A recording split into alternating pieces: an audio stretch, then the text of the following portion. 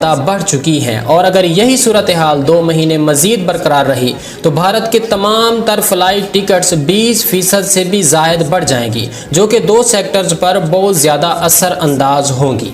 North America की flights अब 1.5 घंटा ज़्यादा ले रही है। हर फ्लाइट पर 29 लाख रुपए का ज़्यादा खर्चा आ रहा है, जबकि मिडल ईस्ट की तमाम तर फ्लाइट्स के सफ़र का दौरान या 45 मिनट मज़ीद बढ़ चुका है।